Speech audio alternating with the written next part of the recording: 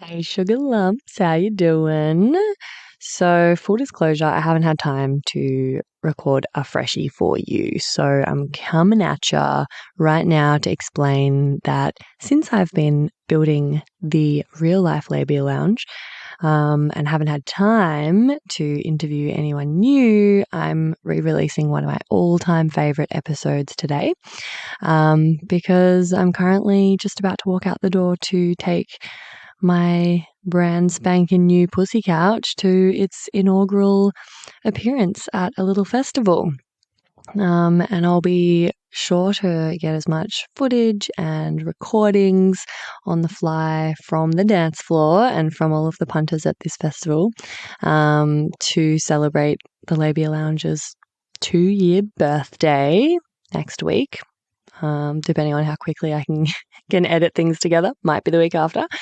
But for now, I just wanted to, give you a little rundown about why this episode is one that I'm re-releasing because, if you haven't heard it, if you're new to the podcast, or even if you just, have forgotten a lot of what was in there, it's absolutely jam-packed. It's a fucking meaty one. So it could be worth a second listen. This week in the lounge, I chat with the incredible Elena Rossi, who's a female libido specialist, and we actually tackle some pretty unexpected and chunky topics. So to give you a bit of a taster for what you're in for, we talk about the influence and impact of desire, arousal patterns in female bods, differences in libido within a couple, fading libido in long-term relationships, how society views low versus high libido, and how it also glorifies one kind of desire pattern. Spoiler alert, high libidos get all the props. We talk about how we often mistake our unmet needs and trauma patterns as having a high or low libido, and then also what to do about it if you're not happy with where your libido's at. We meander into some pretty controversial and important waters and have some conversations that are really, really worth hearing and reflecting on, because I wasn't expecting it in this episode, but I'm really glad those conversations happened. So it's a really good one, gang. Highly recommend sticking around, and I know it's a long one, so maybe have a couple of bites at it. just pause it and come back to it later to get the full value, or chuck it on during a really long drive. But enjoy. This program is brought to you by Pussy Magnets. Put a bitch on your friend with a pussy magnet.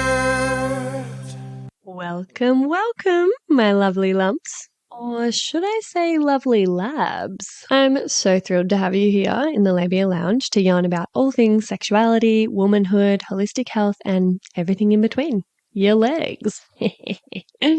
Can never help myself. Anyway, we're going to have vag loads of real chats with real people about real shit. So buckle up. You're about to receive the sex ed that you never had, and have a bloody good laugh while you're at it.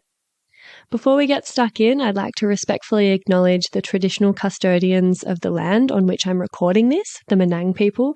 It's an absolute privilege to be living and creating dope podcast content on Noongar country, and I pay respect to their elders past, present, and emerging. Now, if you're all ready, let's flap and do this.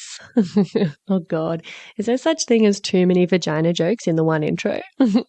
Whatever, I'm leaving it in. It's my podcast.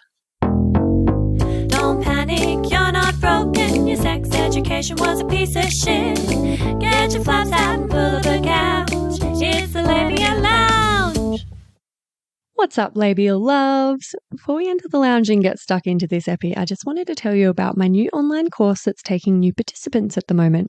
It's called Queen Out, and it's a 3-month online course that's going to help you level up your sex life and relationship to yourself and others in every bloody way. I'm telling you. Queen Out is on offer for you, labial ledgehammers, for a cheeky discounted price right now to say thank you for being in my beloved podcast audience. and I'm offering $200 off the price. So if you're ready to take your sex life into your own hands and go on a deep dive with me to feel more sexually empowered and confident and knowledgeable and orgasmic than ever before, now is the time. So doors are open right now for another couple of days with this discounted price. You can use the code Labial Legends before the end of December 14th to join up. And if you listen to this a little bit too late and you're like, oh, fuck, I've missed the boat and you do want to be part of it, just get in touch with me and I'll see what I can wrangle for you. So don't stress. But basically, this course is the culmination of my years of experience in the field of sexuality and women's work and personal development, facilitation, all of it. I've put all of my best material, tips and tricks in the one place for you. So I know you're going to get so much out of it and start seeing transformation in all aspects of your life, but in particular in the bedroom. It's for women who may struggle with orgasm or self-love, a lack of confidence or correct information around their sexuality, and it'll help you feel more sexually alive, connected, more confident, and comfortable in your sensuality through a combo of inspiring sex education, coaching, embodiment practices, and a whole lot of extra little fun bells and whistles that I've popped in there. So it's basically your one-stop shop for learning how to own your sexuality, reclaim your pleasure, and queen the fuck out.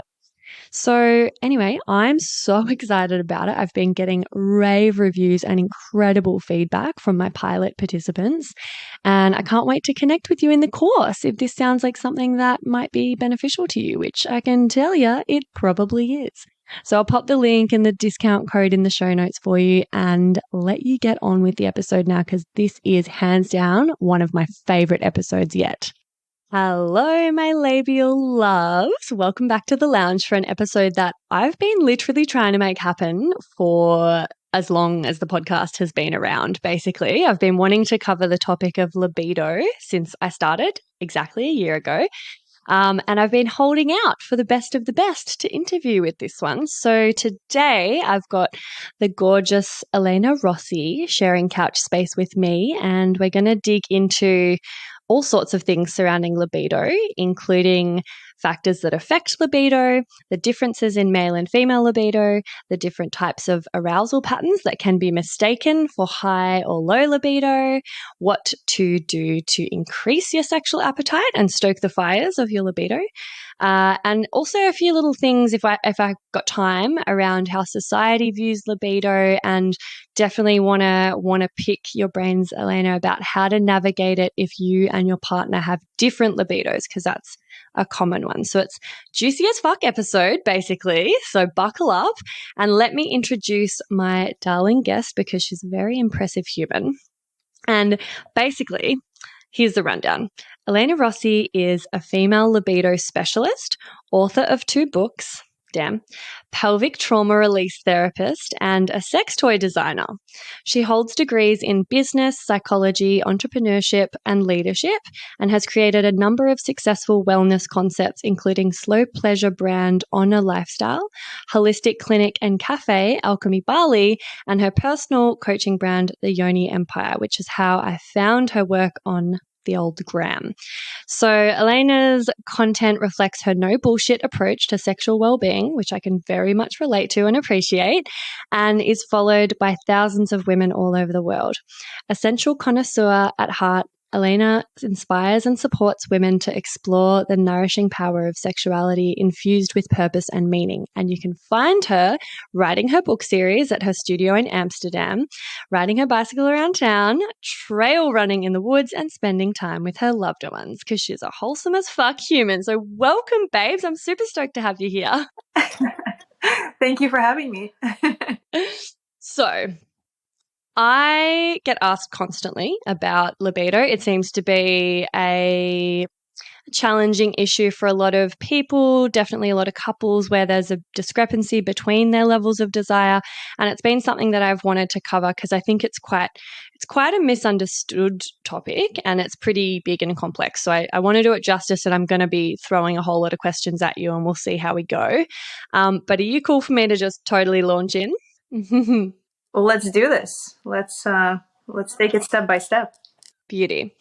Well, there's one question that I had that I don't particularly find all that helpful, but I do get it. I get asked it a lot, and I see people posting in like Facebook groups and forums, and it's that they want to know how often they should be having sex. What is normal? How many times a week is normal? How much should I be desiring sex? And I'm kind of a bit like, ooh, I don't like the concept of normal here because obviously desire ranges and fluctuates and all the rest. But I feel like I've got to ask just for the sake of, everyone who has asked this question.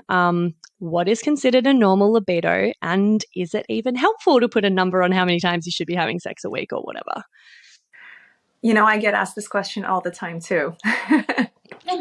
And if you dive into some research, which is really outdated as well, people will tell you it's between 2 and 3 times a week is the healthy amount. Now, for anyone who is a sex geek like myself and dives into the actual research and the methodology of it, you realize that the way the research is done is that it's just questionnaires given out to people. And so it's a very subjective experience where you're filling out multiple choice questions like, how often a week do you have it? So it's not really providing us any useful or objective information, because we also don't know if these people who are having it once a week are enjoying themselves. Are the people who are having it 4 times a week having it out of obligation? Like, there's just so many questions that you start asking, or at least I start asking, whenever such comments are being made of what is a healthy libido. For me, what's more important is that the couple who are having the sex, what are the intentions behind their sexual relationship? Why are they having the sex? Are they both enjoying it? How do they feel before, during, and after? And so that's the questions I want to be asking. And it's such an individual experience. Our sexualities are like blueprints. No 2 people are alike. And some people need the quantity, some people need the quality, others need both. And like you said, libido fluctuates, desire fluctuates, life is constantly evolving and changing. So there's no right answer. There's no, you cannot give you an answer and apply it to everyone and say, this is what it has to be. Whenever I hear people say, oh, it has to be 3 times a week, I don't have sex 3 times a week. Who the fuck has time for that? I know, right? Yeah, but I think I have the best sex life ever. I love my partner. I love the sex we're having, but we don't have it 3 times a week. Sometimes we do, but sometimes we don't. And so you really have to dive deep into understanding what you want your sex life to look like. And are you compatible in that vision with your partner? Yeah, amazing. Beautiful answer. I completely agree. And it is so funny because it's one of those questions that as a sex coach or sex educator, you just get asked constantly and you just kind of try to refrain from rolling your eyes because it's like, oh God, this is just, it's damaging that we even are led to believe that there is a certain number that's healthy to be having sex every week, like, fuck, that's not how life goes and that's not how bodies work. So thanks for clearing that up. And so I guess on that vein, I'd love for you to speak into what some of the factors are that affect libido and could either be dampening it at times for people or fueling it for people. Oh my, how much time do you have? Yeah. So I always struggle doing podcasts because, there's common questions that I'm being asked and there's no one answer. Like I said, every single person is really individual. So there are common things that we deal with, but at the end of the day, you have to dive individually with every single person to really understand why they are in a high libido, why they're in a low libido, why they're, where they are and how they feel. So if we're going to talk about a so-called low libido, first of all, we need to identify what we mean by low libido. Again, I might have a low libido if I'm dating a sex addict, but I might have a high libido if I'm dating someone who is going through trauma in their life. So again, we're constantly bouncing these concepts of high, low, healthy, unhealthy against the other person that we're in a sexual relationship with. And I've worked with many women who are actually in relationships with sex addicts, and then they are the ones who are feeling broken. They feel like something is wrong with their libido because they don't want to fuck every night. But meanwhile, they're dating somebody who is using sex as a way to self-soothe and to avoid feeling what they're feeling.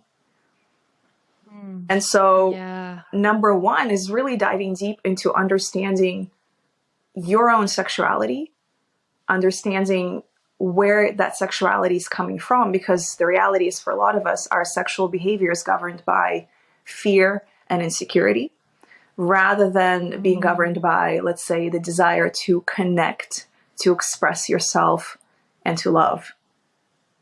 And so that would be my answer, is really, let's dive deep into you, specifically you, and look into what's actually happening inside of you. So we're looking at trauma, we're looking at stress, we're looking at hormones, we're looking at the relationship dynamic, we're looking at trauma bonding, we're looking at what actually turns you on. Is your turn on trauma based? Is your turn on based on love? For a lot of people, their horniness, or what they would describe as horniness, is actually anxiety. Or it's boredom, or it's insecurity, or it's the seeking of validation. And that's a very humbling experience to have, to realize that, wow, I'm not actually horny, I'm just anxious. And I'm chasing the dopamine hit of an orgasm, or I'm chasing the validation of being chosen or being desired by somebody else. So this is the work that I do with women, is we go really, really deep to look at yourself and understand what is actually going on.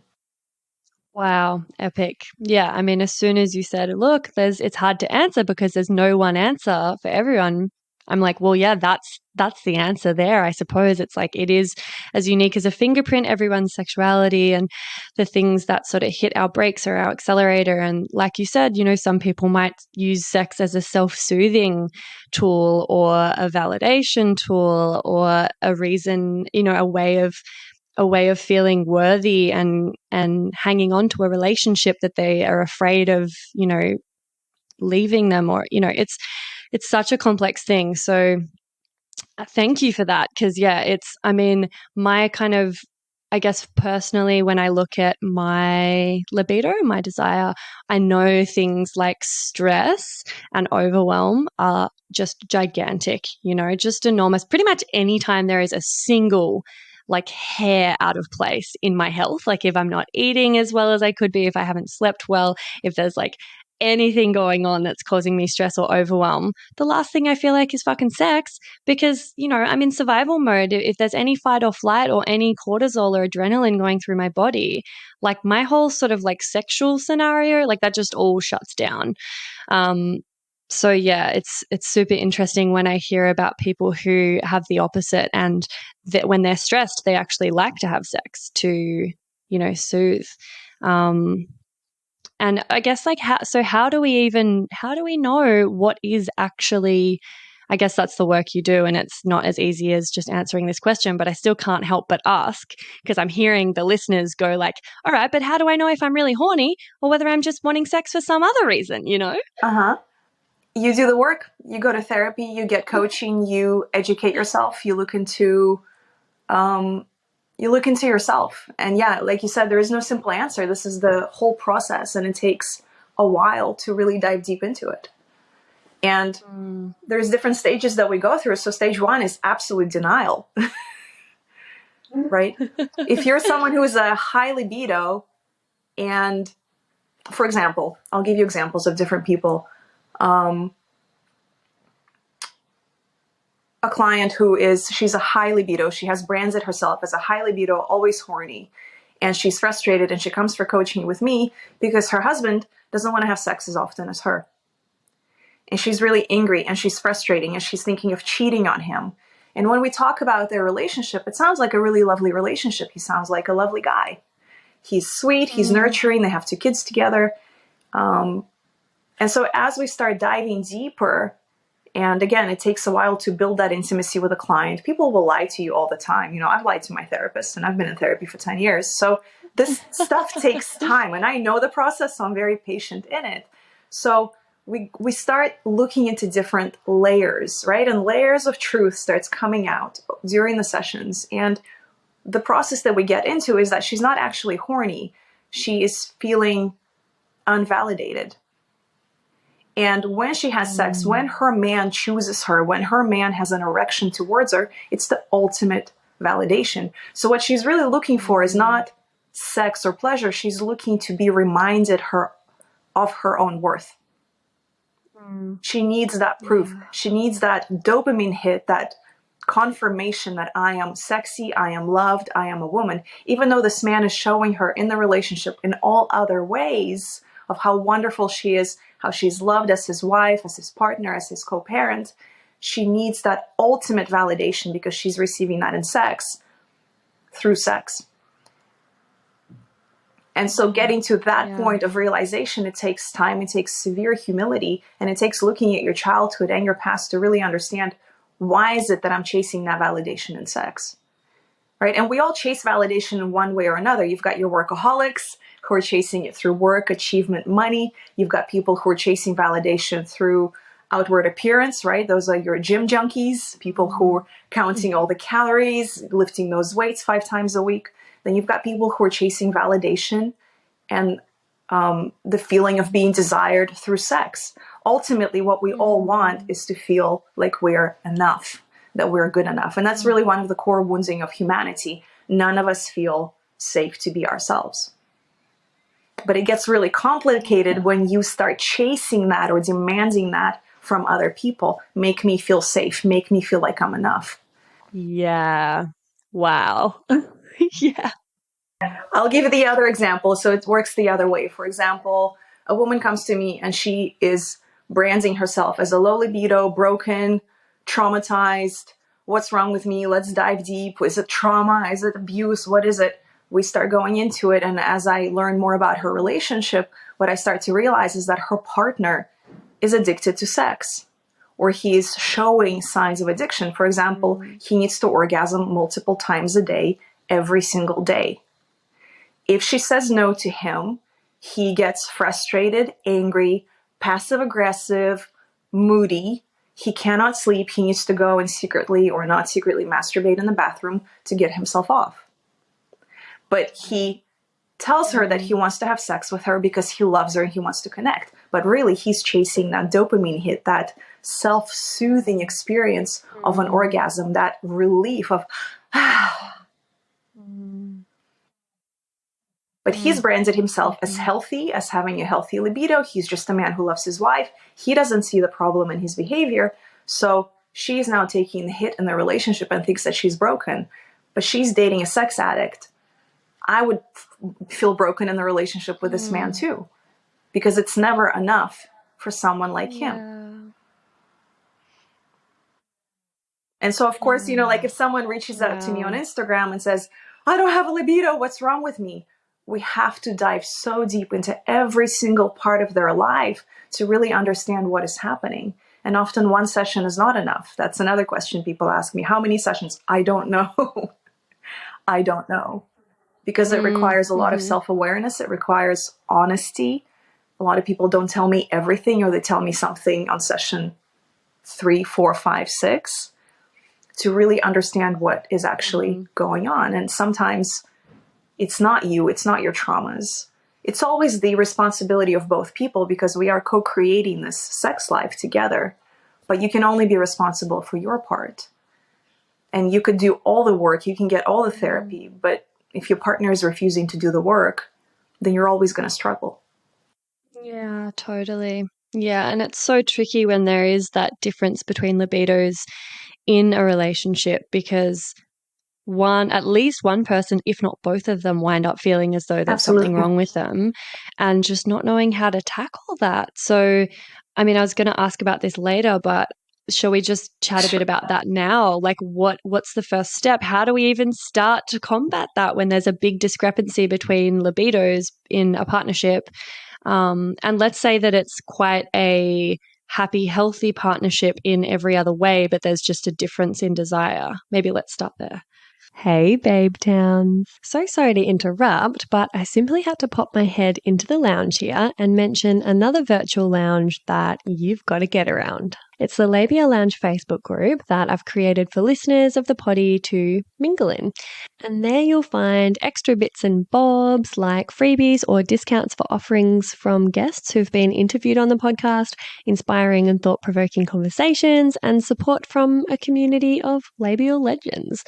I also have an account on the fab new app Sunroom, which is a platform created by women for women and non-binary folk, and where there's no shadow banning or censorship of sex-positive content, unlike with the other platforms that I'm on. So you can hit up my Sunroom for extra content and real and raw life updates, because I'll be sharing on there from now on all of the stuff that I can't post anywhere else. My vision for both of these is that they become really supportive, educational, and hilarious resources for you to have more access to me and a safe space to ask questions that you can't ask anywhere else. So head over to the links in the show notes and I'll hopefully see you in there. And now, back to the episode. Step one is understanding what is the purpose of sex in your life, and what is the driving force behind your lack of libido or behind your libido that's raging with desire. So that would be number one, because we really need to understand where each person is coming from. And I only work with women. I don't work with couples. So I always say, look, before we start pointing fingers at your partners, because also I haven't met your partner, so I cannot say. I can tell you some signs that they show, but ultimately I'm only hearing your story. And that story could be just a very tiny part of the full story, right? I don't know your whole history. So we can't control your partner. We can't force anyone to be any way. That's their job. But we can take part of your 50% of your relationship and work on you. So even if you are dating someone who is, say, sexually needy, sexually perhaps even abusive, right, or manipulative, we can't change that person, but we can start taking care of your healthy boundaries. We can start looking perhaps into your codependency. We can start looking into what you think or what you know to be a healthy libido. And maybe your libido was actually very healthy, but now you're met this person and it seems like you're the broken one. But that might or might not be true. Or, I mean, it might just be that there's no compatibility there. I mean, maybe they both have a healthy libido for them, but it's just different to one another, you know? Do you know the show Love is Blind on Netflix? I don't know. Oh, man. Okay. So, no, maybe not. Okay. So I'm not a reality show person, but there's one reality show that I watch religiously, and it's called Love is Blind, where basically people go on blind dates and they don't see each other. They're talking through like a wall. And the whole concept of the show is, if you build an emotional connection with somebody, or a mental connection with somebody, once you meet face to face, can love last? And oh, wow. It's a very psychological show. I love it. It's on Netflix. There's 3 seasons already. I binged that stuff in a couple of days. But the main question is love blind? Because here you are building this beautiful emotional connection with someone, and then you see them and you're like, okay, you're not really my type. And every time I want to scream that, look, it's not about whether love is blind, but it's about compatibility. And because really the ultimate goal of the show is for people to get married, you know, after connecting for like a month. And love is just one part of a relationship. Compatibility, shared values, shared lifestyles, friendship, commitment, partnership, those are all very important parts of a relationship. So we can love someone and still be completely incompatible. But a lot of couples are torturing each other by staying in a relationship because they quote unquote love each other. But that might not be enough. And so really, again, we keep coming back to the process of really knowing yourself and what is important to you. And there's just some things that are absolutely negotiable. I'll give you an example. You and I could be in a relationship, and let's say I want children and you don't. We still deeply love each other, but you don't want kids and I do. So we're not compatible. Yeah. Right. Yeah. Or you and I could deeply love each other, but you want to be polyamorous and I'm a monogamous kind of girl. And so instead of really knowing yourself and what life you want, which is really the process of life, is figuring this shit out, we start battling each other on what is the right way. What is the right kind of sex in a relationship? What is the right relationship dynamic, right? You have a lot of polyamorous people trying to make everybody polyamorous. You've got the monogamists shaming everyone for trying to be monogamous. Like, we're battling back and forth instead of saying, look, we're just not compatible.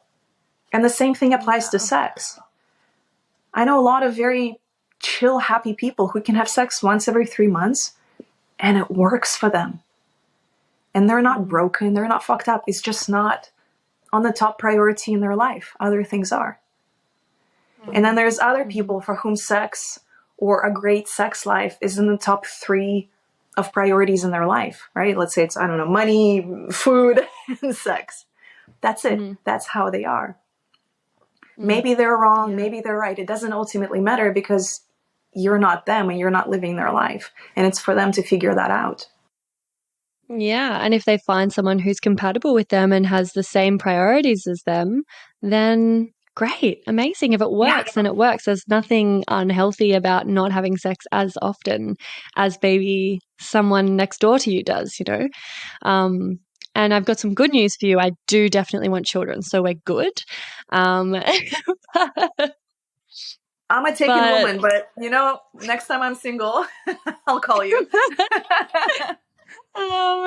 And yeah, like my partner and I, honestly, it's so interesting because even though I'm, you know, sex is my jam, like I love it, I educate on it and talk about it all the time. It's my entire work, like it's my livelihood.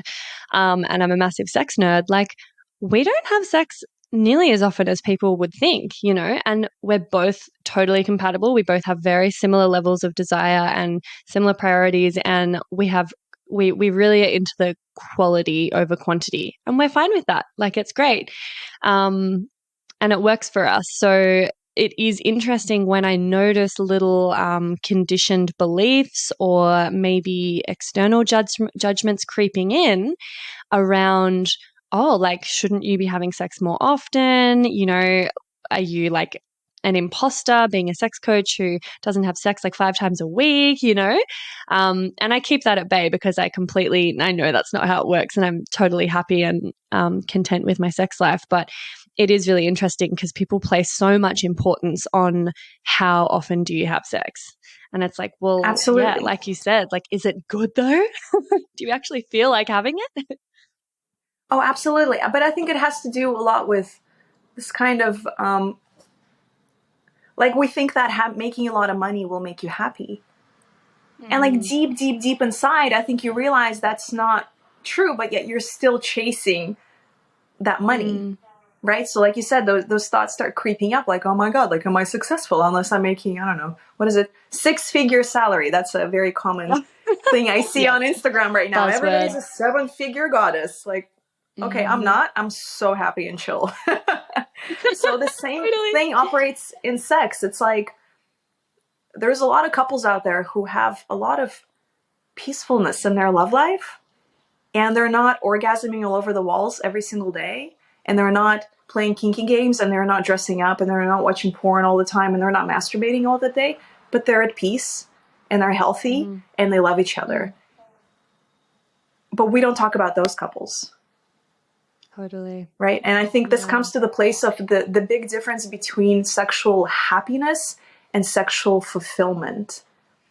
And a lot of people are chasing the sexual happiness, meaning this kind of high intensity experiences, quantity, multiple partners, multiple orgasms, multiple dress ups, multiple, you know, lingerie, toys, experiences, versus sexual fulfillment, which is really feeling so chill and at peace with your sex life. Yeah, cool. And Love that. enjoying those high intensity moments once in a while, but not needing them to feel good about yourself. You feel like you're enough as you are. To me, that's sexual fulfillment, is feeling good enough within yourself and within your partnership. And that experience is more peaceful. It's more relaxing. It's just more chill. Do you know the difference that I'm talking about? Yeah, absolutely. Yeah, it makes a lot of sense to me. And I'm so glad you mentioned that. I feel like already this episode is just like above and beyond what I was expecting and what I think most people are going to expect to get from this. I think probably everyone's like, all right, so like, how do I ramp up my libido? Let's go. And it's like, hang on. And I'm like the same whenever someone gets me on a podcast and asks me all of these standard questions. I'm like, oh, for fuck's sake, how long do we have? Like, it's not that simple. I cannot give you a one size fits all answer. Like, I'm sorry. That's why I have a job. It's a whole thing. Yeah. It's like if I ever go to like a business conference, or I don't know, listen to some kind of podcast, and you'd have someone who's in this, I don't know, hustle culture place where they're like, yeah, and hustle every day in a 5 a.m. morning routine. And then like by 7 a.m. I've sent out 1,000 emails and I did 20 cold calls. And you're thinking like, I'm still asleep by 9 a.m. Like, am I doing something wrong here? When you start comparing yourself to others, or you start comparing yourself to the loudest voices in the industry, you start feeling really shit, and you start to question yourself. And the same thing is happening in the sexuality industry. You have to really look at the people whom you're listening to and ask yourself the question, do I actually want their sex life? Does that sound like something I would want? Does that even sound healthy? Right? Because look, there's a lot of sex addicts who are sex therapists, just like there's a lot of people who are workaholics who are business masterminds. And there's a lot of people with eating disorders who are nutritional coaches. We have to be really careful, because the intention of the people is always really beautiful. They found something that seems to work for them and they want to spread the message. But we don't know if it's the best message, or if it's healthy or useful or needed for everybody, because everyone is so different. And unfortunately, in the way that the social media works, or the way the internet works, the loudest people are the ones that get the most attention. And I was listening to a podcast the other day. They talked about how the people who on social media who have the most followers, which therefore have the most attention and the loudest voice, tend to be more on the narcissism spectrum. Oh my God, yeah. And so that's really careful, because then the people who are, the celebrities, the people with, I don't know, millions of followers, or even hundreds of followers, are not necessarily the same as everybody, but they're the ones who are controlling the status quo. Yeah. Does that make sense? Yeah, absolutely. I think about this a lot, and I lose sleep on it a little bit, actually, because it's pretty frightening when you think about it, and when you look at, it's kind of like, social media is a whole other beast, but it's sort of like in the business world as well. A lot of CEOs are narcissists. And I did an episode on narcissism, actually, with Margie Bowden a while back. Would highly recommend everyone checking that out, because that's pretty fascinating. But yeah, totally picking up what you're putting down. It is a bit of a shame, to say the least. I need to get louder and be like, I don't have sex that much. It's okay. All right. I want to slot in the segment Get Pregnant and Die before I've got like all of these other questions just snowballing in my brain. So let's just press pause for a second before I get carried away, and do the segment Get Pregnant and Die. Don't have sex, because you will get pregnant and die. Don't have sex in the missionary position. Don't have sex standing up. Just don't do it. Promise? So I would love to hear a story from you about how your sex ed failed you, maybe how your sex ed was great. I don't know. I don't know where you grew up, but yeah, a little sex ed anecdote for us. because you sent me an email before this explaining this concept, and you mentioned the Mean Girls, and I was like, shit, I've actually never watched Mean Girls. I don't know how I missed that, because I feel like that is my generation movie, but Totally. Girl, what have you been doing? and I'm like, I'm gonna watch this later tonight. Too busy watching Love is Blind. Probably. Oh my gosh, probably. That's my TMI. I'm a Love is Blind junkie. Guilty pleasure. Okay, story. Well, my story is very sad, actually, because I grew up in the Soviet Union. I'm a kid of the 80s, and I have had zero sex education. In fact, I've been scared into the idea that my job as a woman is to look hot, have a lot of sex with my husband, even if it hurts. And so the messages that I grew up with is, you have to have sex with your husband all the time, otherwise he's going to leave you. You have to stay skinny, otherwise he's going to leave you. You have to stay hot, otherwise he's going to leave you. If you know he's cheating on you, close your eyes on that, because if you divorce him, you're going to have kids and you're going to be old, and then no one will take you again. So this is my upbringing, is so much fear. And so part of my own sexual healing journey was realizing that a lot of my sexual behavior has really been governed by fear and insecurity. And I've always considered myself to be a high libido woman, until I realized I'm not a high libido woman. I'm an anxious woman. And I'm constantly having all the sex, and I'm being creative, and I'm being kinky, and I'm being, this pornographic woman in bed.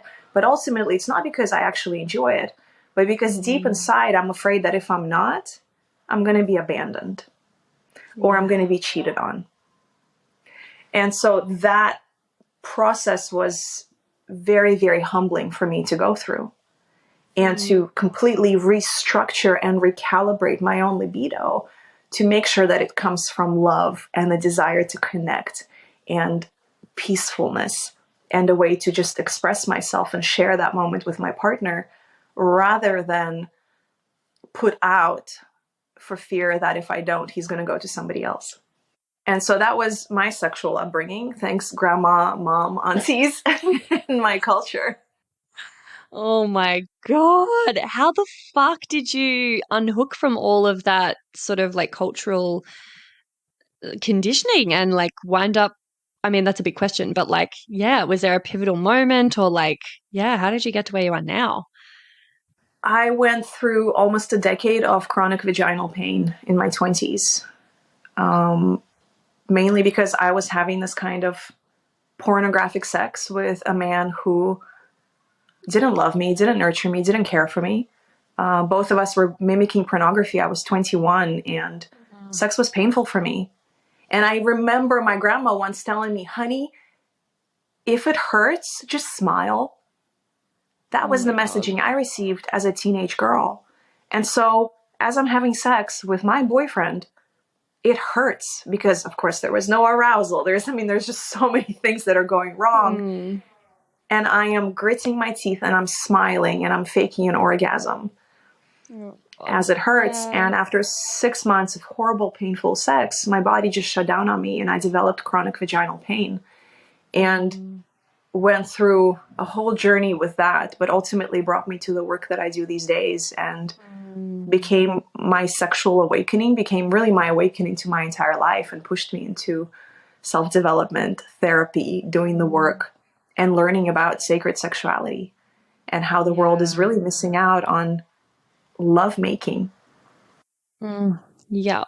Oh my God. Thank you so much for sharing. That sounds like a massive journey. And yeah, wow. Unsurprising that you sort of wound up becoming so fascinated in it that it's now become your passion and your job. That's kind of a similar deal to me. So yeah, wow. The path of the wounded healer. Yep. Yeah. Yep. Totally. I think that's the story of so many healers in this world. You go into your own pain to really have that wake up moment, and pain becomes your teacher. Yeah, yeah, yeah. And I feel like, we'd be so much more equipped to empathize and to understand and relate, and therefore help our clients, because we've kind of been there, Absolutely. And, and this is what the kind of work I really want to do, is help women untangle from all this fear and insecurity within their sexualities. I don't want to be someone who's, selling sex toys every day and promoting pleasure and orgasms, because that's just one tiny part of the human sexual experience. If you're using your body and your sexuality to gain this distorted form of love and attention, you're never going to be happy, right? It doesn't matter how hot you look and how many vibrators you have if you're having sex out of obligation. It doesn't matter how hot your boyfriend is if you are dreading the next time you're going to have sex with him. Yeah. It doesn't matter even if you orgasm if you're feeling deeply unloved by the person that you're having sex with. Yeah. Or you are worried that if you don't have sex with them, they're going to go to somebody else. So I really like to work on on a much deeper level beyond the surface stuff, because I feel like that's the root cause of all of our pain and suffering, is this fear that you are not enough, that you're not good enough. And so much of that is now being pushed into a woman's sexuality. It's such an instant gratification, right? And the modern world is calling it empowerment. I deeply disagree. Because it's empowerment for a short minute, right? You come in, you look sexy, you take sexy photos, you act sexual, you get that instant gratification, that attention, that validation. Men want to date you, men want to fuck you. But someone wanting to fuck you is not the same as someone deeply loving you, respecting you, caring for you, calling you again. But that takes work, that takes love, that takes longer to feel that way. And we're just all instant gratification junkies, right? We need that dopamine hit right here, right now. And of course we gravitate towards that. Yeah, big time, absolutely. And sort of reminds me of something that you were sort of mentioning earlier around us valuing. Obviously, we value the instant gratification, we value the big and the loud and the in your face, and we really value high libido, or our society does anyway. And so there's I don't know how much you know about spontaneous versus responsive arousal patterns, but I feel as though we see portrayed in the media, in movies, in porn, this really spontaneous arousal pattern, which is like, drop of a hat, all of a sudden horny, ready to go, don't need any warm up, whatever. Anything turns us on. And it's like, What the fuck? That's actually like not that common for female bodied people to have a spontaneous arousal style, but it's really like glorified. So then of course, if we have responsive arousal style, which you can go into this more, but yeah, like it's just so undervalued and seen as like, oh no, I must be broken. I don't have a high libido. I don't want to have sex as easily as like, men do, or I see people in the movies. So like, is that something that you sort of talk to people about as well, those different patterns of arousal? All the time. All the time. I'm really happy you bring this up. Look, there's one thing that it's almost like a taboo to talk about this, that the fact that men and women are different. And I'm talking about males and females here. One of the main differences is our physiology. And we've got to talk about it, because there is this underlining concept now that we're all equal and we're all the same. And so women are now feeling broken because they don't want to have sex, or they don't experience sex like men. But one of the reasons that we don't is because of our physiology. Look, men have a penis, right? Let's talk. Males have a penis. And I'll be very crude. When that penis goes up, it feels really delicious to put it inside warm, tight, moisty places. And that's just the reality. And it ultimately doesn't matter if that warm, moist place belongs to a dumb woman or a smart woman, a woman with a higher degree or a lower degree, a woman who's funny or pretty boring. It doesn't matter, because the physical experience feels really delicious. Right? The male experience of sex is low risk. If a man picks up a girl at a bar at night, goes to her house, the worst thing that's going to happen to him is she might reject him, right? They might get to the house and she says, I changed my mind. And he's like, fuck, I spent 25 euros on an Uber. Fuck this. And he'll be disappointed and he'll go home, right? That's really the worst thing that can happen to him. Maybe he gets an STD, but that's easily fixed. Let's look at the female experience.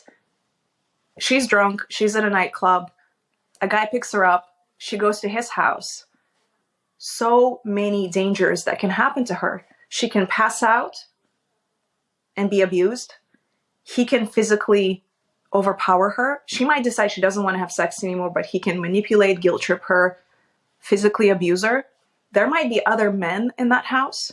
She might get pregnant. She might contract an STD, which can ultimately lead to infertility and all kinds of issues. She can contract yeast infections that can lead to 3 years of chronic yeast infections. There's so many risks for women. And the number one difference between males and females is we don't have a penis. We have a hole in our body. We have a vagina, which is so hypersensitive. And that means that it is being penetrated. That is a whole different experience to male sex. Sex happens inside of our body. It is so vulnerable to let someone in you. And that means that whoever is going in you needs to have respect, do it tenderly, do it carefully, do it at the right time, give you plenty of time to arouse, to lubricate, not penetrate you in a rough, selfish way, to stop when it's no longer feeling good for you. Like there's so many factors that need to align for a woman to have a pleasurable experience. So it only makes sense that we as females need to be extra careful when we choose the people that we have sex with and in which context. And that needs to be talked about more. Unfortunately, the whole concept is be like men and therefore you're equal. And it's not leading us to really great places. Yeah.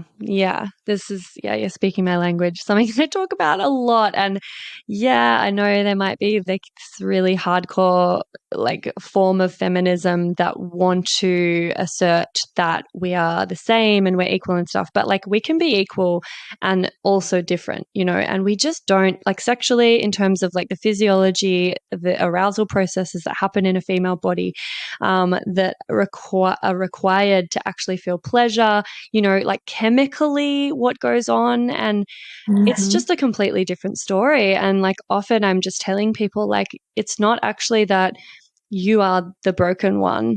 Your body is behaving exactly how it's designed to. And it's trying to function normally in a broken system, in a broken world, in broken types of relationship dynamics. And, like we're not given enough time to become aroused or enough safety to feel, that we can relax into the parasympathetic nervous system and therefore have access to that beautiful arousal cascade that, results in engorgement and lubrication. Like there's just, and then also like to go back to the spontaneous versus responsive, like, the majority of male-bodied people have spontaneous arousal, which means they can get turned on really quickly and get horny over like fuck all. And the majority of female-bodied people have responsive arousal, which means that we need some kind of sexually relevant stimuli. Like we need a lot more, and something needs to happen that leads into us actually responding with arousal and turn on and feeling like having sex. And for me, that's like not even until, even though I'm super attracted to my partner, he's like a full sex god. Like you look at him and you're like, my eyes are bleeding. You're so fucking hot. And I still feel like that, and I always will. I have no doubt he's just an inside and out as well. So I like adore this person. But I very rarely just like look at him and I'm like, you are so sexy. And also my pussy's wet and ready to go. It's like, no, it's not until I've had a massage and he's maybe done some other foreplay and we're actually engaging in like pleasurable touch where I've had enough time to relax and wind down, and he's making me feel worshipped and honored and respected and listened to, and he's intuitive. It's like all of those things need to happen for me to actually then feel my body go, oh yeah, fuck yeah, no, I want to be penetrated.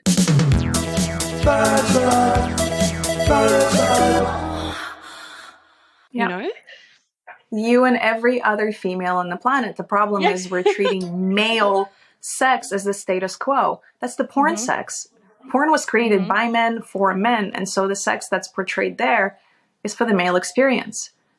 And also it's not, it's the goal of porn is to get you to come as soon as possible and get you addicted to that and then keep coming back to all the websites. Yeah. Yeah. That's not what human sex looks like. Totally. And we all know it, and yet we still perform it. Yeah. Yeah. It's, There's one thing that, and I heard it somewhere a while ago, and I thought it was so beautifully said, because people will refer to just to expand more on the spontaneous arousal, they'll refer to the beginning of their relationships and be like, but it was like by the time we got home from a date, I just want to like rip his clothes off and I'm dripping in my panties. Yes. That was so spontaneous. And I just sit there thinking, girl, that was the most orchestrated, long arousal of your entire life. Because let's look at it. You match with a guy on Tinder and you're chatting for a few days. You are officially in foreplay. Yeah. And then he asks you out and he says, let's meet on Saturday night. And let's say it's a Thursday. So then from Thursday to Saturday, you are thinking about this guy. You are fantasizing. You are planning your outfit. Then Saturday comes. What are you doing? You are having a healthy breakfast. You're skipping garlic because you want to have nice breath. You are shaving your legs. You're picking out an outfit. All of that is foreplay. Then you show up on a date and your heart is beating because you're in this beautiful human experience where he could be the one, right? So already you're just projecting this ideal perfection, this beautiful heart hopefulness on this man. Yeah. And let's say the date goes really well. So the whole time you're sitting there with him and he's making the perfect jokes and he's cute and he smells nice. That's foreplay. So by the time you finish your dinner and you go to the movie and he walks you home and you have your first kiss, and even if you bring him up to your house, you've been in foreplay since Wednesday. Yeah. So of course your panties are dripping.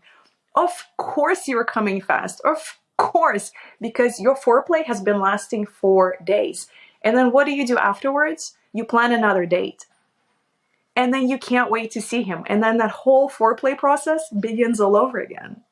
And so by the time you see him the second date, the third date, the fourth date, you are orchestrating non-touching sex the entire time.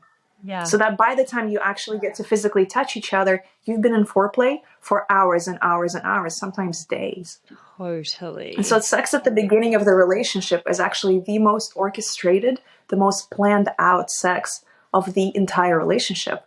Because fast forward that to 2 years into being together, you're on the couch with, with your mom bun and your sweatpants and a mustard stain on your shirt, looking at each other going, don't really feel sexy. Why isn't my pussy wet? Totally.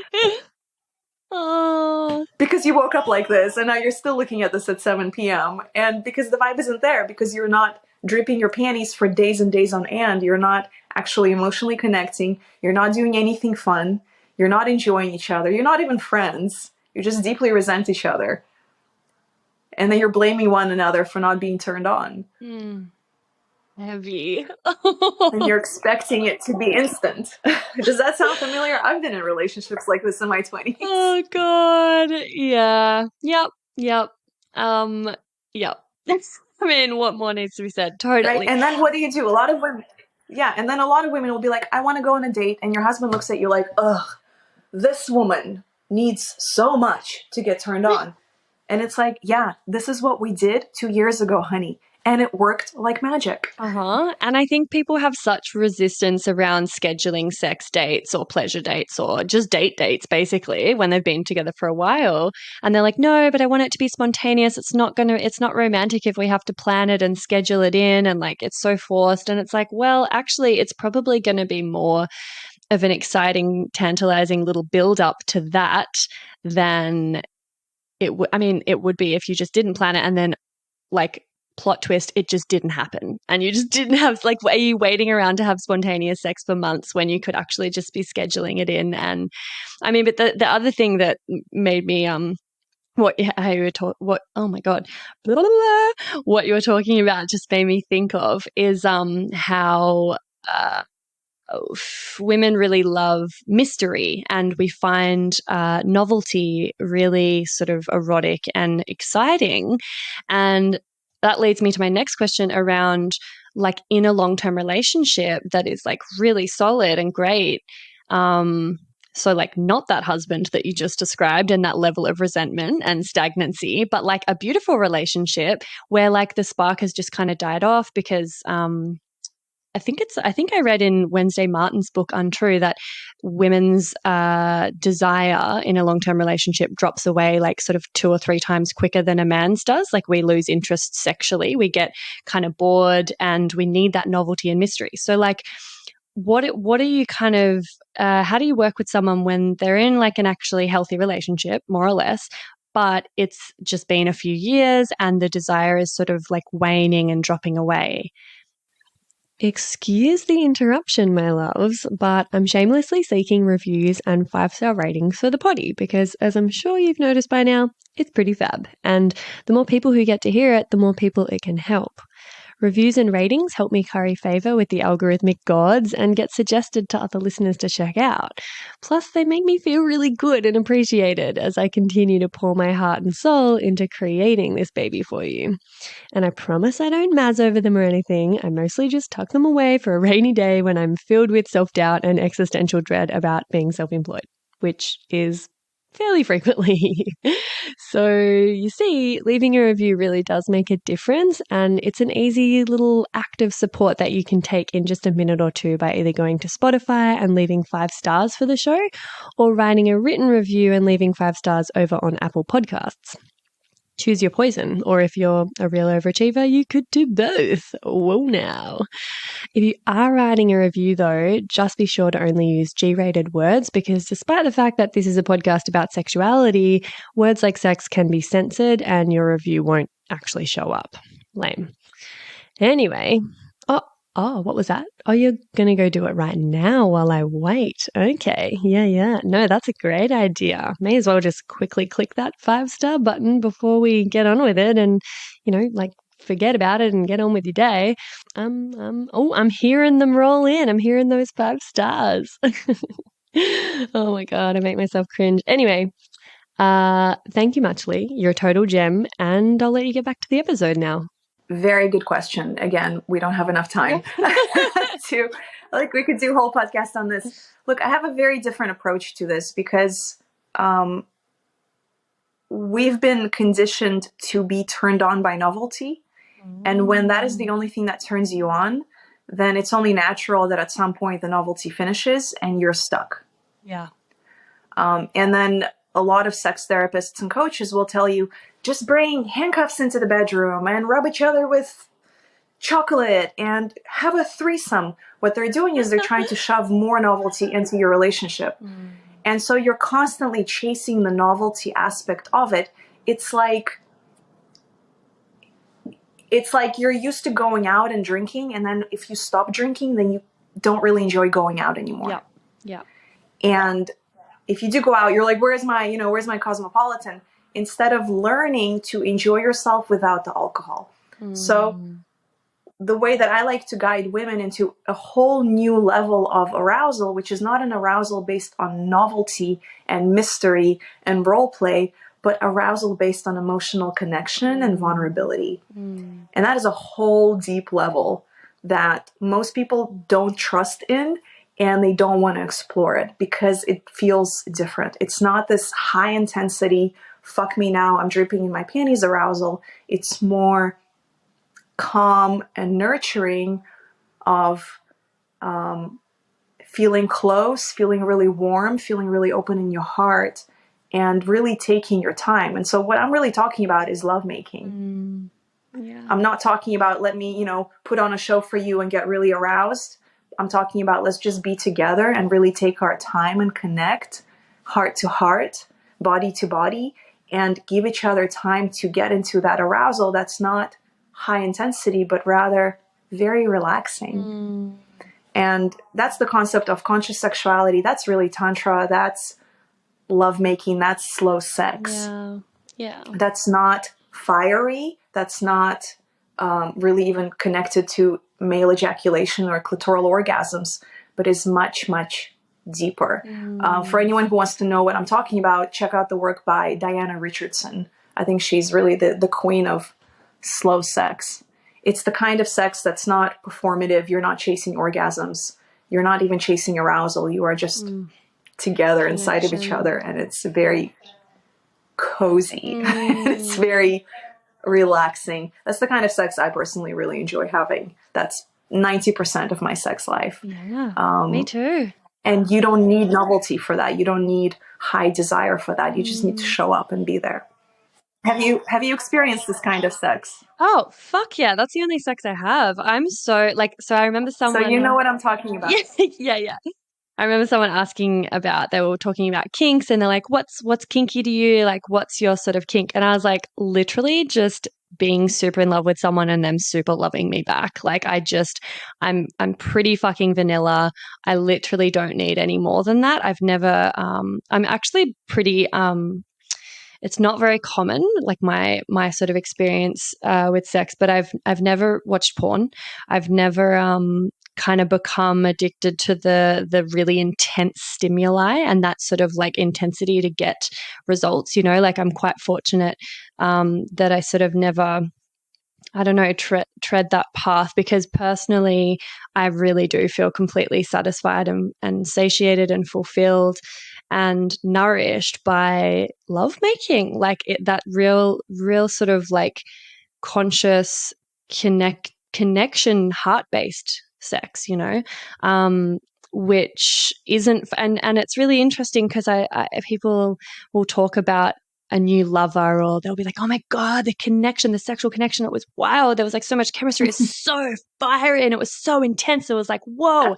And I'm just like, that doesn't sound good to me. Like, awesome, go you. But like, that's not, that to me, that's like almost like a sort of a barrier to connection almost. It's like a way that you might be able to trick yourself into thinking there's more connection there than there really is if you strip back all the bells and whistles and the excitement and mystery and like almost like risk of the more kind of kinky, fiery. And like I feel like I'm going to be putting my foot in it talking about this because I'm definitely not kink shaming or anything like that. But do you sort of feel like sometimes people use kinks and all of that more BDSM side of things as a, I don't know, like is it always healthy, or do you think sometimes it's actually an avoidance of deeper, softer connection? Absolutely. We're going to get so much shit for this, huh? Totally. Uh-oh. I spent the last 5 years being really afraid to talk about this kind of stuff. I'm not anymore, because we need to be talking about this. Number one, sometimes I meet people who are like, I'm so sexually open-minded. I have multiple lovers and I dress up and I peg men and, I'm really kinky. And I say, do you ever have sex when you look the other person in the eye and you just slow down and make love? And they're like, ew. And I'm like, then you're not sexually open-minded. Yeah. Because it's really easy to put on an outfit. It's really easy to almost dissociate, disconnect, and just perform. And look, it can be very fun. Just like it's really fun to have a few drinks and go out at a party. My question is, can you party and be completely sober? Yeah. Can you go to a music festival and drink water and have a fantastic time and go home and be like, that was amazing? So I apply the same thing to sex. Can you make love? Can you be vulnerable? Can you be brutally naked in your heart and soul with someone and look someone in the eye for more than a second and get emotional? And to bring it back to the question that you asked, not all kink is created equal. And some kink is definitely based in trauma. Yeah. It is an eroticized pain.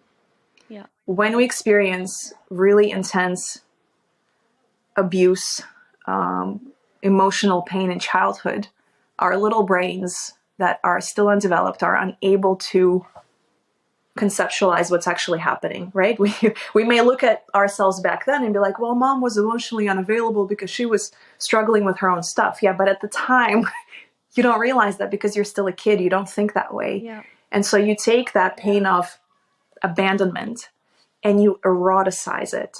That's a coping mechanism that happens for you. And for some people, their trauma turns into kinky urges and kinky behaviors. Now, it's not about the kink itself, it's about the individual. So every single person is very different. You can take 10 people who have the same kink, but they all have it for different reasons. The kink developed in different ways, and their experience of the kink, their intensity, the need for this kink is very different for every person. And so again, you have to look at every single person individually. Yeah. Because some people are controlled by their kink. Some people are imprisoned in their kink.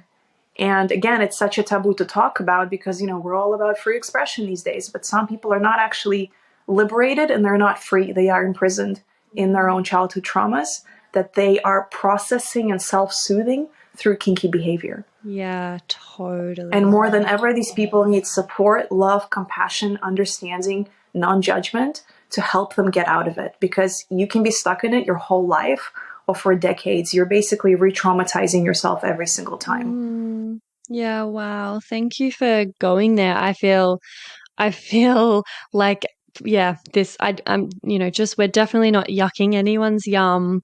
But it is really interesting how a lot of people are like, I'm so sex positive.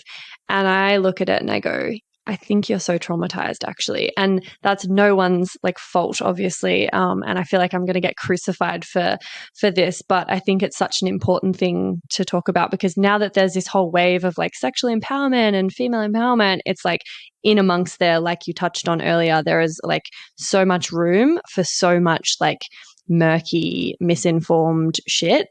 Yeah. This stuff is so hard to research because it's incredibly subjective. And a lot of people grow up completely traumatized and they don't remember it or they don't even realize. Yeah. You know, part of my own personal journey has been realizing that I actually grew up in a severely emotional abusive home. And so a lot of my stuff that I've been struggling with, everything from my physical symptoms to my behaviors to my lack of boundaries, is from my childhood. So by doing the work, you start to unfold all these understandings of why you are how you are. And as long as you have someone to guide you with love through that, and as long as you guide yourself with love through that, then it's all going to be okay, right? So the goal is not to judge someone who is in kink. The goal is to hold the space for them to heal and to learn to truly love themselves. And as I've guided the women through the process, I can tell you this. You guide a woman through her, for example, libido, but in the process, she's doing a lot of childhood healing. And you notice that over the span of 1 or 2 years, her kinks, they start to dissolve. And we're not even going into her kinks. We're not trying to change her kinks, but she just stops needing those things. She stops having those fantasies. She stops fixating on certain experiences at sex. It's like as you start to heal your heart and the wounding in your heart, things begin to dissolve. Yeah. But this is so hard to study. It's so hard to quantify through research because it's very anecdotal and it's very individual that we don't have any research on this. Yeah. It's almost impossible to have research on this. We just have, you know, you can talk to different therapists or coaches who say, yeah, this happens all the time. Wow. That a male or a female client will enter a healing process with you and 2 years into it, they're not into the same things. They're not turned on by the same things. One example, and I think you've mentioned it too, is the concept of like trauma bonding.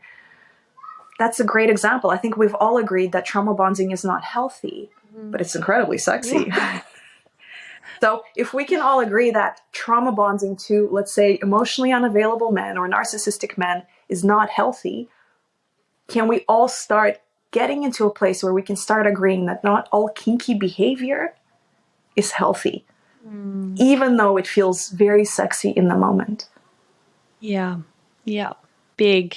But it's a very tough conversation to have. Isn't it? Oh my God. Yeah. Well, I mean, I'm super glad we went there because it's something that I've thought about a bit. And, you know, as you're saying, there's not a lot of research. So it is a tricky thing. It's mostly just my own thoughts and theories. So I don't like push it on anyone and I don't talk about it very often. But I am definitely in the business of having these sort of conversations that need to be had we don't have definitive answers necessarily, but we're exploring it. And it sort of reminds me a little bit of like the same feeling I got when I did a double episode on porn addiction and on porn and the effects it has on the brain and relationships and sex lives.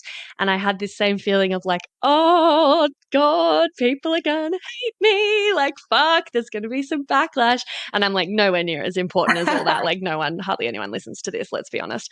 But I was like, this is controversial. And I also like, my biggest fear isn't that I'm going to be cancelled. My fear is that I'm going to make people feel shitty or abnormal or as though there's something wrong with them because, they watch porn or because they have kinks. And that is 100%, I just want to reiterate, not what I want to do and not my intention at all. But I think it's just so important to explore this. It's interesting how scared we all get around this whole concept of judgment. Mm-hmm. But look,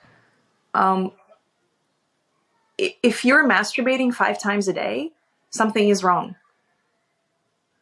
It doesn't mean you are a bad person, but it means that you are probably in a lot of mental and emotional pain. And you are using orgasm to self-soothe yourself. Yeah. The same way that if you're shooting up heroin or you're smoking meth, something is wrong. Yeah. It's not that you are wrong, but something is wrong in you. You are in pain. Yeah.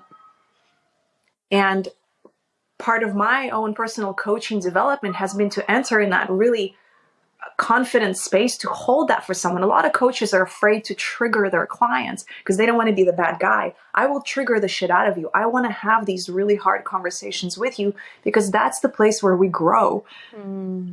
Is when we face these uncomfortable feelings within ourselves, right? No one wants to judge each other. I argue the opposite. Look, if I'm in a relationship, if all of a sudden I start telling my girlfriends that I'm cheating on my man, I want them to judge me. I want them to take me aside and be like, Elena, what are you doing? Yeah.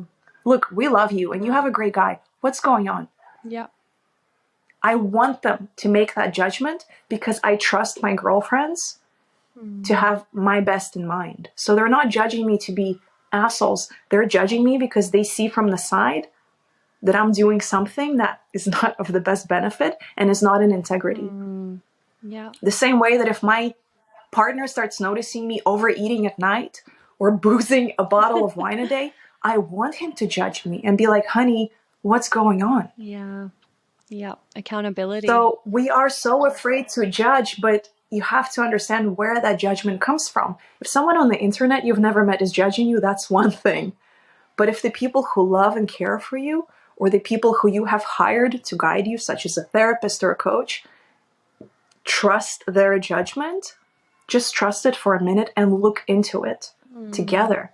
From love, from respect, from creating that safety to be guided. Yeah. Because otherwise, what everyone is doing, we're washing our hands. We're like, I don't judge anyone. I can't judge you. I can't judge you. Yeah.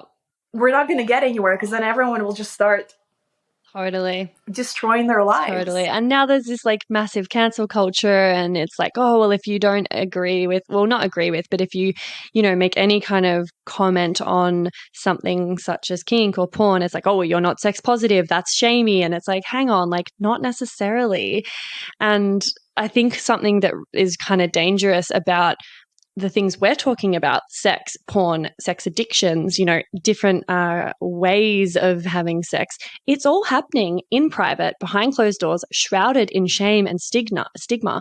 So like a lot of the time there can't be that accountability. It's not like a guy's going, hey dude, I noticed that you're watching porn like heaps. Are you okay? It's like, no one's talking about their porn habits and not everyone is talking about the way that their husband fucking jackhammer bones them until their cervix practically bleeds, and they just fake an orgasm because like we're not Yeah. we're not really equipped to begin with. And then also it's such a taboo, stigmatized topic that happens sort of in privacy.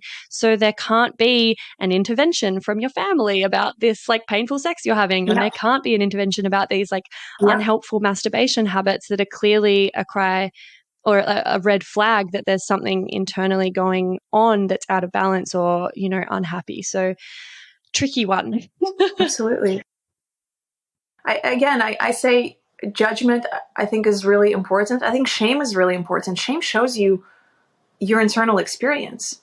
If I don't know, if I don't know, if I've been bitchy to a friend and I feel shame for that, that's a good shame.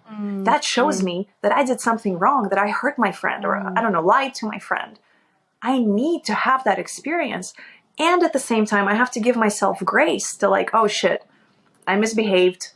Let's say I lied. I need to go and apologize, right? But if I didn't have any shame, if I have no shame, that means I'm on the narcissism scale, and that's real dangerous. Yeah. Then we're talking about psychopaths and sociopaths. So shame is a very useful experience. It can guide you into the core of what's really going on. And to bring up the pornography, arguing for pornography is like arguing for white sugar. The whole world is eating white sugar. We know it's bad for us. Yeah. And yet we're all eating it. We're dying from diabetes. We're dying from heart disease. The whole world is physically fucked. And yet we're like, well, everyone else is eating white sugar, so I'm just going to have some too. And it's addictive. And then you have these few individuals. Yeah, it's addictive. I can't really help it. It's always in the house. No. And then you have those few individuals who are like, fuck this, I'm not going to have white sugar. And that's it. They're living a good life. So just because it's common, just because everybody else is doing it, doesn't mean that it's a great thing. Totally. Yeah, so many parallels with the porn and the sugar. It's amazing. I heard that. Yeah, so, I read and look, I have white sugar once in a while too. I had a tiramisu at a birthday party the other day. I felt shit immediately. I'm back to not having any. But it's about having that awareness. And there's a difference between sugar once in a while and sugar every single day. Yeah. I watched, there was a reel by, who said it? Anyway, someone said that in today's world, a 12-year-old boy has more access to naked women than any big leader, king or tsar has ever had in the entire human race in history. Yeah, it's frightening. That's terrifying. Yeah. And to sit here and be like, just watch porn, it's not a big deal. It's a very big deal. Yeah. A very big deal. Yeah, big time. And we are blind to this whole thing that's happening because we don't want to judge or because we want to be sex positive. Yeah. But there's horror happening all over the world from the insane access that kids have. Yeah. Boys as young as 10 are now accessing pornography. This is not okay. Oh my God. This is not okay. Do not, I will argue you till the end of days that this is not okay. Yeah. And I like if anyone is interested in this topic, or even if you're like, hang on a second, I don't like what you guys are saying, go and listen. I did a double 2 episodes with Catherine Lyle on porn, and it is astounding. You'll learn a lot. They're some of my favorite episodes. I feel like, Elena, you would get behind it. It's so important to get it out there. But just before I forget, I wanted to jump back to what you're saying about shame, because I think that's such an interesting take, and I totally agree. But then I also just wanted to make sure I mentioned that shame has also been weaponized against us when it comes to things like sex. So it's tricky to tell if it's good shame or bad shame, because what if you're just feeling shame for having, I used to feel shame for having any kind of sexual pleasure, even if it was with a partner that I loved.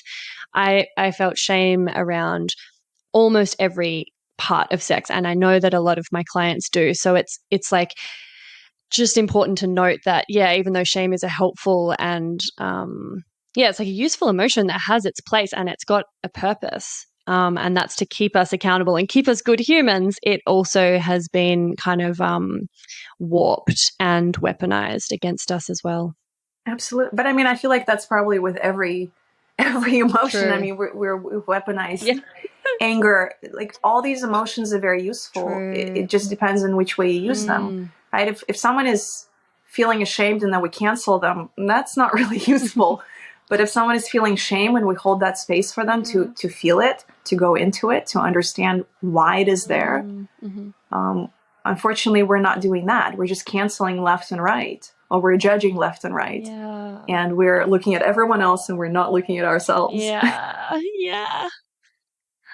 Well, speaking of shame, I've got a segment, TMI. We love it. TMI, we love it. TMI, we love it. And it is basically designed to strip back any shame and stigma around topics that might usually be associated with shame and stigma. So do you have a little TMI story for us? Hey, me again.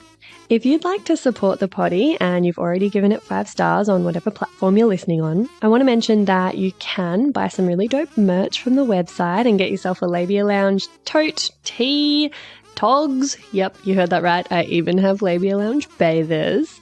Or a cute fanny pack if that'd blow your hair back. So if fashion isn't your passion though, you can donate to my Buy Me a Coffee donation page, which is actually called Buy Me a Soy Chai Latte, because I'll be the first to admit, I'm a bit of a Melbourne cafe tosser like that. And yes, that is my coffee order. You can do a once-off donation or an ongoing membership and sponsor me for as little as 3 fat ones a month. And I also have a Sunroom profile over on the Sunroom app, as I've mentioned. And I also offer one-on-one coaching and online courses that'll help you level up your sex life and relationship with yourself and others in a really big way. So every bit helps, because it ain't cheap to put out a sweet podcast into the world every week out of my own pocket. So I will be undyingly grateful if you support me and my biz financially in any of these ways. And if you like, I'll even give you a mental BJ with my mind from the lounge itself. Saucy. And I'll pop the links in the show notes. Thank you. Later.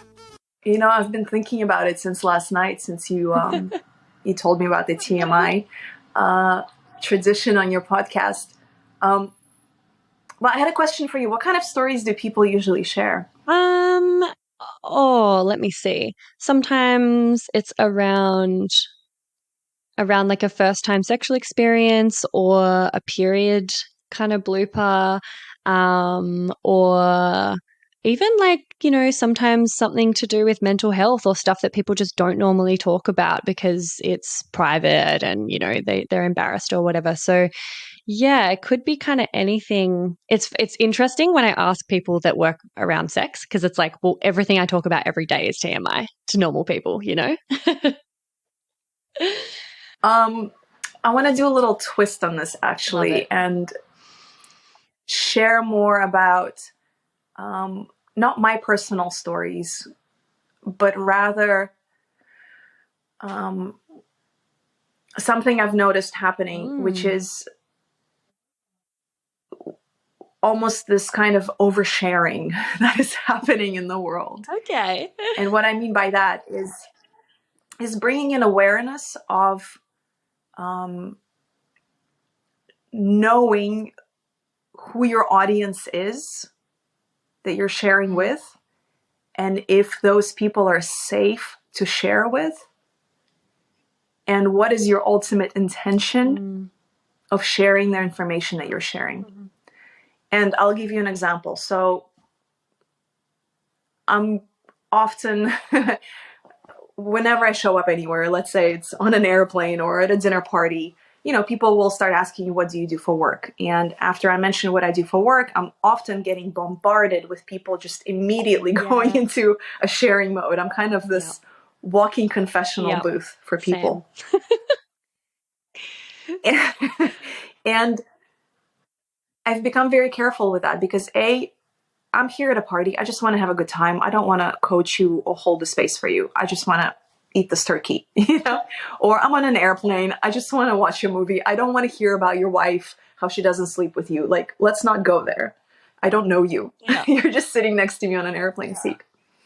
But I'm noticing that the intention behind sharing has been a really good one, right? It's bringing darkness into the light. It's creating more awareness. It's not hiding in shame. It's not hiding in secrecy. But we have to be very, very aware of whom we're sharing with. And perhaps sharing your dirtiest, naughtiest secrets on the internet with 5,000 complete strangers on the internet is not a good idea. Perhaps it is. Also depends on the story. So, I always talk about the importance of vulnerability. I have learned also in my personal experience that I love being vulnerable, but I've learned that I cannot be vulnerable with everyone. Yeah. That there's certain people in my life that I was TMI with, that I have shared with fully, that I was vulnerable with. And those people went off and gossiped about me. They used it against me. For example, I've been in relationships with narcissistic people, so they were just taking all these mental notes and my vulnerability, right? Super fun. So I've really learned that as much as I want to be open, I'm very, very aware now of who is it that I'm being open with and why. Yeah. Yeah. So a little story to add to that, and this is my personal story, and I hope it helps. Back in my 20s, I used to have this image of a horny, sex-positive Elena, right? I'm super horny, I have a high libido, I'm this awesome woman. That was me still living through my trauma and using sexuality to gain attention, to gain validation, to gain potential partners. And so I used to have a hypersexual sense of humor. I could easily talk about my vagina. I could make funny comments. And I would be TMI often, especially with strangers. And I am also very, very good at flirting. So I can turn on that sassy, sexy Elena, and then all the men in the room are mine. And part of my maturity as a woman and nearing my 40s was the realization of why I was doing that, which was trying to gain attention. I felt like I wasn't good enough unless I was this sexual woman. I felt like I wasn't interesting enough. I felt like that was the most lovable thing about me, was my sexuality, was how open sexually minded I was, and how I could talk about penises and vaginas with complete strangers. And as I matured, as I did my own work, I've started talking about my personal life less and less, and only to very specific people whom I trust, people whose advice I want, or whose support I want, or whom I feel good with. So that's my little shameful TMI story of really going from sharing TMI to being a conscious TMI person. Yeah. And inviting everyone who is listening to just be aware of why you are sharing the stories. Are you getting the results that you want? And is this for your higher good? Yeah. Beautiful. Talking about your vagina at a dinner table, is it what's it actually bringing you? Yeah.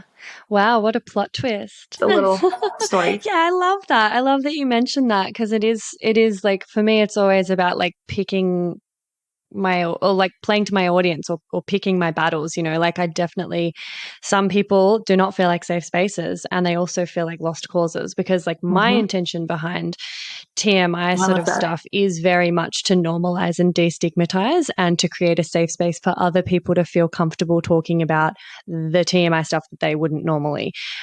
Whereas some people, you can just instinctively feel like it's going to fall on deaf ears, or worse, they are not safe spaces. There's no point. And it's not going to be an enjoyable or like mutually like a good energy exchange, And so I haven't done the proper spiel about this segment for ages because I couldn't be bothered doing it every single episode. But the whole idea is that, I'm rebranding TMI. Instead of too much information, it's too much inspiration, because I find it really inspiring when people courageously talk about the things that are vulnerable. And also, I love to just remind people it's also really inspiring to say, no, thank you. I don't want to share a story that's a boundary for me, or I don't feel safe, or I don't feel the need to, so everything you just said is just as inspiring as me talking about my vagina to strangers, which I keep it to a minimum. I really just I read the room. But yeah, thank you for that. That's beautiful. Yeah. But I just wanted to offer like a different perspective because, we're here on a podcast. So this is a beautiful intention. I love it. But a lot of people don't have the awareness of the fact that other people might have a boundary around hearing about your private life too, right? It's like, I want to be able to talk about my sex life with everyone. Yeah, but not everyone wants to hear it. Yeah. And this has just been my personal experience. Like, people will dump their sex lives on me. And it's happened on an airplane. And I'm like, I didn't ask for this, So now every time I fly and people, like, you want to be friendly to your neighbor, you're going to be on the plane for 10 hours. When people ask me what I do, I say that I'm a translator or an accountant. Yep. It's easier. It's easier. And then no one wants to talk to you. That's amazing. Yeah, because it could go either way. Either you say that you work in sex education or sex coaching, and either they go, holy fuck, and they clam up and they don't want to talk to you, which is great on an airplane, or they're like, oh my God, finally, this is an opportunity because I can't talk to anyone else about this, and you're the one person that just openly said sex in public, and oh my God, because people are dying to talk about it and everyone has shit around sex. So like, I do get it. But it is super interesting with like, my professional boundaries as well, because I love that I feel like I am a safe space for people. And when I tell people what I do, they then feel comfortable to open up. But it is a bit of a hazard sometimes. And sometimes there's there's always a time and a place. And sometimes the time and place is not suitable or appropriate. And it's really tricky for me then to like say, hey, because you don't want to shut them down. You don't want, they've just opened up about something they maybe have never talked to anyone about. And so it's a really tricky position to be put in, because you don't want to shut that down. But you also are like you said, I'm fucking here to party, I'm not in work mode right now. So very important point. Love that you brought that up. Love everything we've spoken about. I just got so much more than I bargained for. I love the way your brain works. I love your approach to things. I so appreciate, you've been so generous with your time. And I'm just looking at the clock. We've got like 4 minutes until you got to go. So let's wrap up. But do you feel as though there's anything that we haven't covered, or you feel is important to make sure that we talk about before we wrap up? My gosh, we need another hour. We can do another. No, I have a few more minutes. It's all good. We don't need to rush. But I would say the biggest mistake I see people making these days is they are looking to fix their sexual problems on a surface level. Yeah. By doing minimal work and receiving the most results. So we're all avoiding feeling what we want to feel. We're avoiding deep healing. We're avoiding looking into the past. We're really looking into the truth of what's going on. And if you want results, you got to be prepared to do the work. Yeah. Buying handcuffs or strawberries and covering them with chocolate is not going to fix your love life. No matter how many female magazines will give you that as a tip. Oh my God, I love you. Doing what your girlfriends are doing is not going to fix your love life. Reading what some tantrikas are doing and then copying that is not going to fix your love life. So the work is much deeper. It's actually very simple, but it's not easy. Totally. I know. And trust the process, and remember there's no shame in receiving sexual coaching and working with someone, because the reality is we're all blind, right? We all grew up knowing nothing. It's like expecting someone to know how to do math without ever giving them math lessons, right? Imagine if we never did math. We would be looking at the numbers and going like, what is this?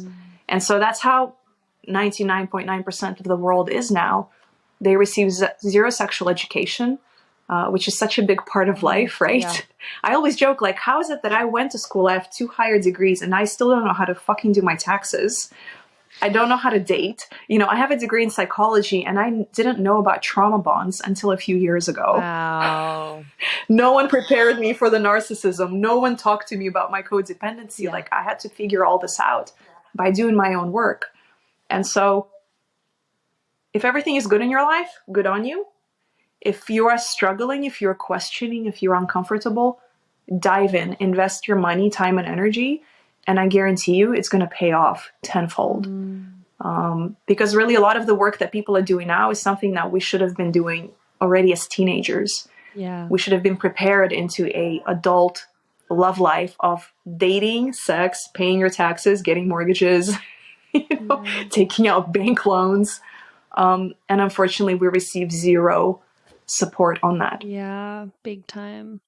Yeah, so sorry everyone if you thought you were going to get an episode that was like, yep, so you need to eat some oysters and some chocolate Life and get tips. some chocolate coated strawberries and like eat it off one another's fucking dick holes and also get some costumes. And I mean, yeah, like I guess all of those things can be somewhat of a little flash in the pan, bit of excitement or novelty or band-aid solution, but yeah, that's probably a little bit of a deeper dive that's necessary. So yeah, no magic bullet or quick fix here. I'm afraid just an hour and a half of like I'm not amazing sorry. conversations. I'm not sorry at all. I'm not sorry at all. I used to stress because people before would ask me like, what are your tips? And I'd be like, oh, fuck. But I don't have any tips. There's no tips that can save you or help you. I'm sorry. It doesn't work that way. You know, what drives me crazy, some people will be like, just communicate. Like, oh, thanks for this tip. Thanks. Communicate. Okay. Oh, yeah, there's so many factors that contribute to libido that it would be just so tricky to, I mean, you have to have so many ducks in a row. Obviously, communication has to be great to begin with, and then obviously compatibility, and then, you know, your physical health, your mental health, like, oh, there's so many things, and I feel like so many people are just like, it's brutal, but they're just in shit relationships, you know, like, and We were never taught what a good relationship is. exactly. It's not modeled for us. There's not many great examples of it that we can actually observe and like, you know what's possible or aim for. So anyway, that's a whole other thing. I really went looking for that in my life so that I could, yeah. I have one tip. I got one let's tip go. We for got you. a I want tip. to leave She got a people with a tip. All right. Here's the tip. If you are inspired to do the work, do not book a session with just one person. Test out a few specialists. So go shopping for your therapist and don't be afraid to return. To return your items, meaning you can have one session with someone, and if you don't feel safe with them, if you don't feel uncomfortable, if you don't actually think that their view or what they're teaching or what they're promoting is aligned with you, you don't have to go back. You can stay there out of curiosity and interest and push your boundaries, but ultimately that might not be the coach for you. Again, you have to find compatibility with a therapist and a coach. And remember that a lot of the people are creating content and teaching from their own personal place rather than from a place of understanding the libido. So they find something that worked for them, and now they are promoting that as the answer to everything. Kind of like people who teach veganism or carnivorism. They're like, I feel great, so therefore you should do it too. The libido doesn't work that way. So kink doesn't work for everyone. Polyamory doesn't work for everyone. Monogamy doesn't work for everyone. You have to really broaden. And so test out a few people. Don't go for the ones who have the most followers. Don't go for the ones that have the prettiest Instagrams. Some of the most incredible healers and coaches either have 0 Instagram accounts and social media. I know mine don't. Or they have they have 5,000 people, if even that. So don't look at the numbers. Really look at the content people are creating. Listen to some interviews with them. Look up on their website. What are they writing? How does that make you feel? And test out book a few sessions with different people. You don't have to stick to one or invest, $5,000 for a year's coaching with someone who's not going to lead you in the right direction that you need to be taking right now. Yeah. So that's my only tip. Awesome. Love it. Great tip. Totally agree, especially since I've got under 5,000 followers. So love the numbers don't matter. Numbers don't matter.